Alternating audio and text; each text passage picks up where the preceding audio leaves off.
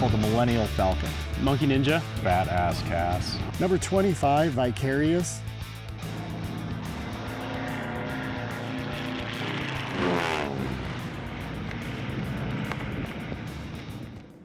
So the name of this airplane is Badass Cass. Sitting in church one day and just kind of came to me. Yeah. It's a Casset 3M, almost totally stock airplane. Doesn't really have any major modifications that make it any faster than just a plans-built Casset. The engine is fairly stock. There's really not much different on the basic airframe other than this one happens to have flaps, but I almost never use them. It's a pretty simple, I guess, example of a Casset. I haven't gone too crazy with trying to make it go any faster yet, just trying to make it reliable because I fly it everywhere that I take it. I don't trailer it, so it's got to be reliable for that. Yeah, so this is Monkey Ninja. So Monkey Ninja was the name that I came with. I didn't change the name when I bought it. This airplane raced last year, and I kind of wanted to keep that name. So kind of kept it, and thought it was kind of a fun name. And recently bought this, and be my first time racing this year. It's a Casset, which is kind of the same airplane as a lot of the Formula One race airplanes. It's really great airplane, flies great. It's super fun to fly.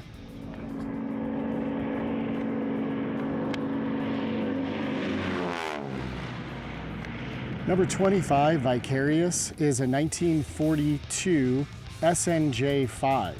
It was originally built on an Army order for AT-6Ds, and the Navy took a number of those aircraft and renamed them and re-outfitted them for the Navy, and those aircraft were called SNJ-5s. There were approximately 1,500 of those aircraft.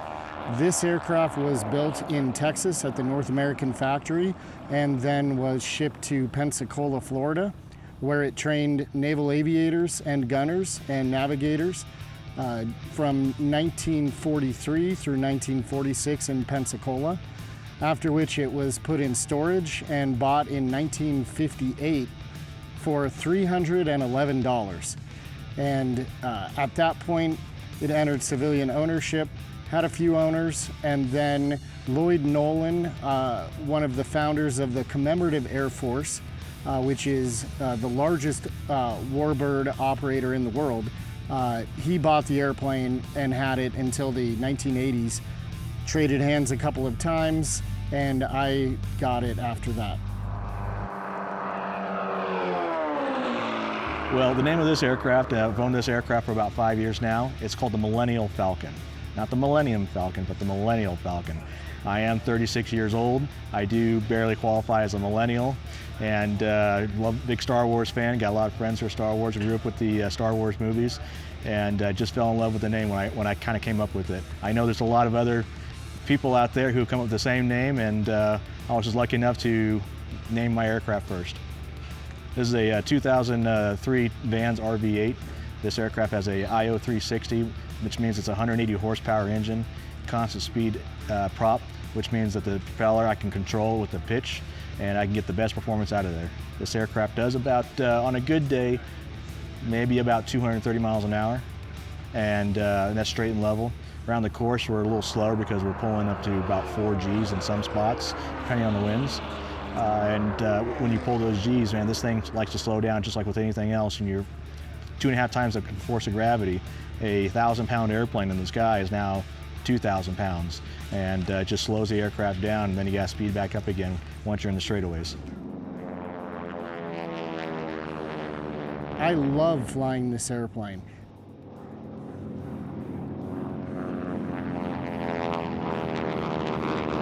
I feel like I imagine many of the feelings that World War II aviators would have had when I fly the airplane, when I look out through the same glass that they looked out at, hearing the engine sounds, those same engine sounds, it takes me back to that, but at the same time it requires a significant skill level to fly the airplane safely. It is a pleasure to fly around. It's very nice control harmony, but on the ground it can be a little tricky and requires constant vigilance on the ground, particularly during landings. And so there's always a challenge, and it's never boring.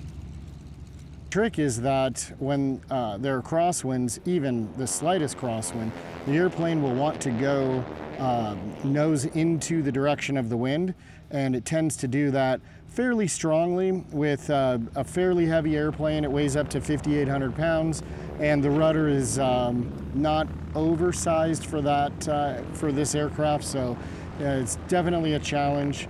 It also does not stall straight. It tends to roll right during stalls, and so between those two factors, it requires constant vigilance to fly it safely.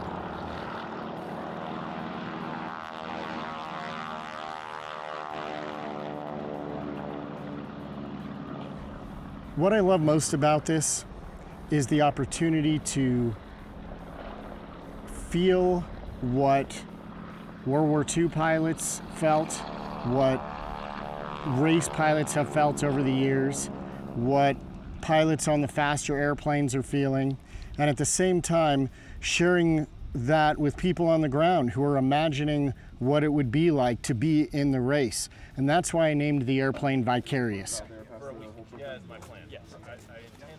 So this airplane is unlike any other airplane that I've flown before. It's very small, first off. So the airplane feels a lot like you're wearing it. You're not operating a machine. You're actually flying the airplane, and the airplane rolls around you.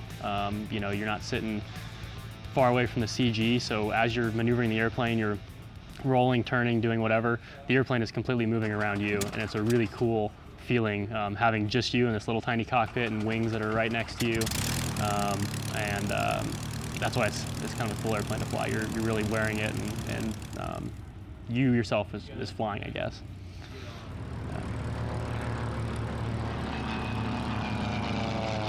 The truth is, I don't always love flying this airplane. It's a big handful.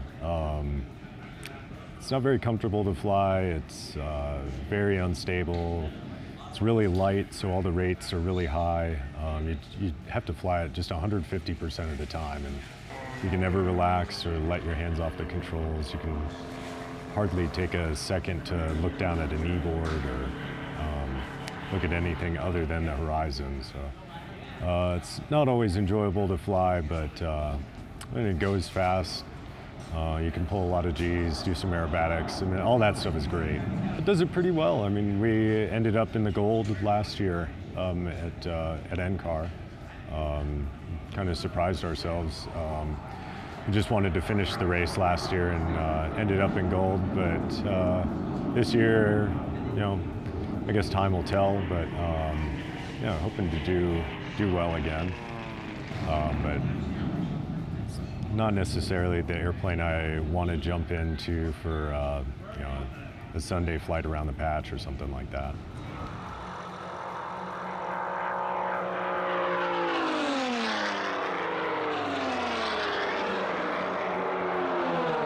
It's a fun airplane though. Great cross-country aircraft, great aerobatic aircraft, and overall great racer. As you can tell, there are many other variants of the Vans aircraft here today.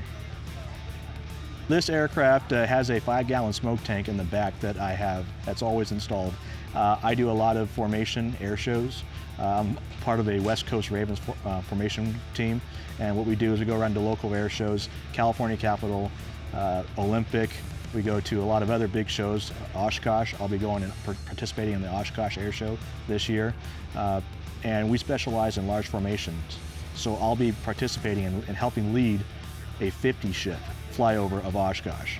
A 50 aircraft in one formation is almost unheard of. The Guinness World Records is 50 aircraft. It's a very fun aircraft to do that in. I also do, as we're here today, Reno Air Racing. So it's an overall great aircraft. If it could talk, it'd have very, very fun stories of great locations, great sceneries, and just overall great times.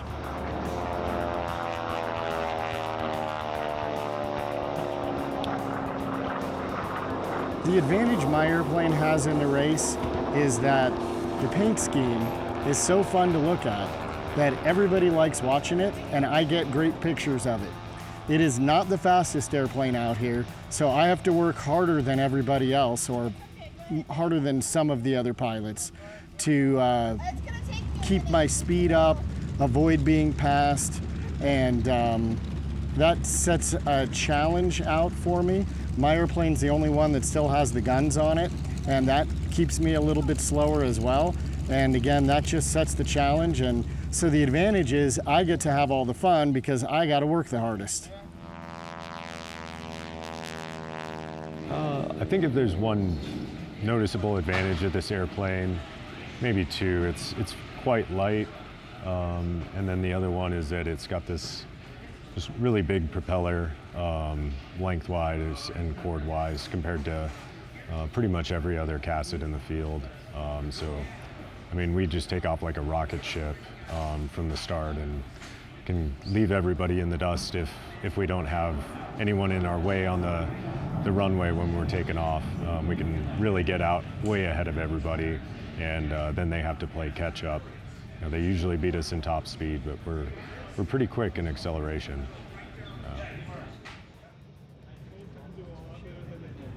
Being here already, I've only been here for a couple hours, and being here already learning a ton, being able to look at the other airplanes, being able to talk with the other pilots and crew chiefs and everything, already learning a ton, and I'm really excited to be around these people and around these airplanes to start learning how to operate these airplanes, how to push them, and how to fly fast around the course. This year, you know, I'm not gonna have the fastest airplane for sure, but we'll definitely be looking forward to learning how to fly this course well. There's not a whole bunch of airplanes here this year, so I'm hoping we get a decent amount of course time, and hoping that get to practice and learn how to fly this course from all the extremely experienced pilots here, and try to soak up as much as I can from them. I'm excited for that. What advantage? Well, as you can see, my aircraft is pretty nice. It's got a polished aluminum finish, which if you look around, not a lot of airplanes do. So my only advantage, besides pilot skill, that's a joke, is that if the sun is just right, it will reflect off the side of the aircraft and temporarily avert their eyes to where they don't pass me on the course. That's my only secret weapon. Besides that, I have just a normal pilot skill. I've been flying here at the Reno Air Races since 2013, so I have quite a few years going around the pylons here. Absolutely love it. I couldn't think of doing anything else every June and September coming up, but other than coming up to Reno and flying around the pylons. It's a pilot's dream.